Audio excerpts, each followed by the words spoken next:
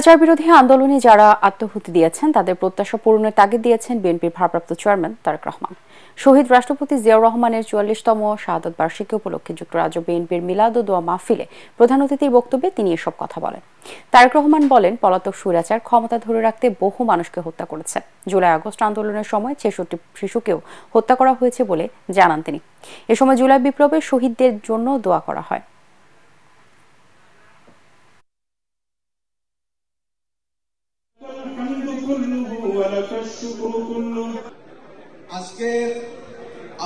যে মানুষগুলো গণতন্ত্রকে, মানুষের অধিকারকে প্রতিষ্ঠিত করার জন্য তাদের জীবনকে আত্মাহুতি দিয়েছেন, আমরা যাতে তাদের সেই আকাঙ্ক্ষাকে পূরণ করতে পারি, আমরা যারা বেঁচে আছি, আমরা আগামী দিনে যাতে বাংলাদেশের মানুষের প্রত্যাশিত যে বাংলাদেশ, সেই বাংলাদেশকে যাতে আমরা গড়ে তুলতে পারি।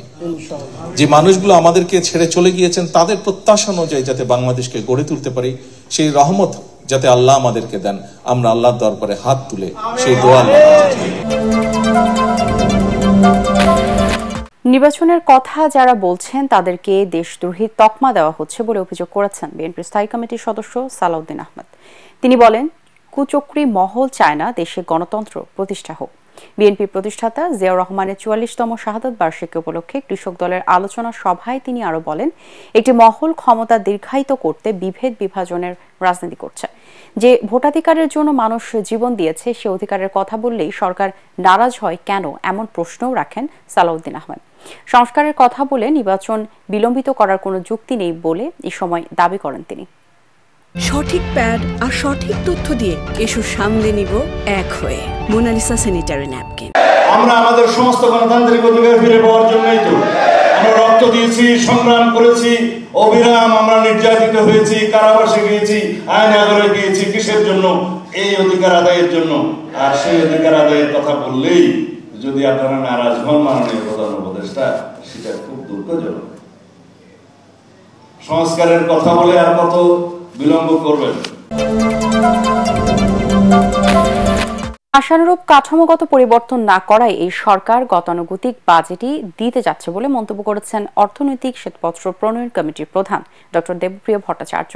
রাজধানীতে এক বিতর্ক প্রতিযোগিতায় তিনি আরও বলেন, খেলাপি ঋণ আদায়, পাচার হওয়া অর্থ ফেরত এবং করের আওতা বাড়ানোর মতো নতুন কিছু না থাকায় বাজেটে নতুন চমক দেখা যাচ্ছে না।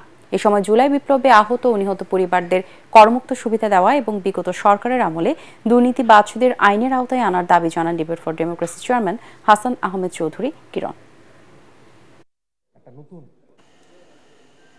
অনেকগুলো আমরা দেখেছি যে সেইভাবে হয়নি। যে লোকটা ট্যাক্স দেয় তার যে টিআইএন আছে, সাথে বিআইএন আছে, তার একটা ভ্যাট নাম্বার আছে, তার একটা জাতীয় পরিচয়পত্র আছে, তার আবার ফ্যামিলি কার্ড আছে, তার আবার ওখানে ভর্তুকির কার্ড আছে। এই সবগুলো তথ্যকে যদি আপনি একত্রিত না করেন তাহলে তার সামগ্রিক আয় এবং সামগ্রিক অবস্থান কিন্তু আমরা পরিষ্কার করে বুঝি না।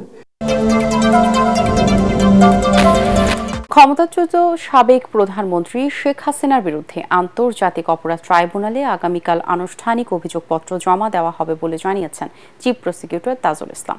সকালে জাতীয় প্রেস ক্লাবে আন্তর্জাতিক গুম সপ্তাহ উপলক্ষে বেসরকারি মানবাধিকার সংগঠন অধিকার আয়োজিত আলোচনা সভায় তিনি কথা জানান। শেখ হাসিনাকে গুম ও আয়নাঘরে নিউক্লিয়াস উল্লেখ করে তাজুল ইসলাম বলেন, বিচারের ক্ষেত্রে আগামী ডিসেম্বরের মধ্যে উল্লেখযোগ্য অগ্রগতি দেখা যাবে।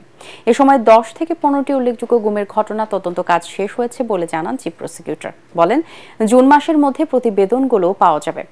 বিচার প্রক্রিয়ায় বাধা অনেকটা দূর হয়েছে উল্লেখ করে চিফ প্রসিকিউটর আরও বলেন, অপরাধের কাঠামো এবং অপরাধের সম্পর্কে ট্রাইব্যুনাল মোটা দাগে তথ্য চিহ্নিত করতে পেরেছে, তবে গুমের সাথে জড়িত ব্যক্তিদের গ্রেপ্তারে কিছুটা বাধা রয়ে গেছে।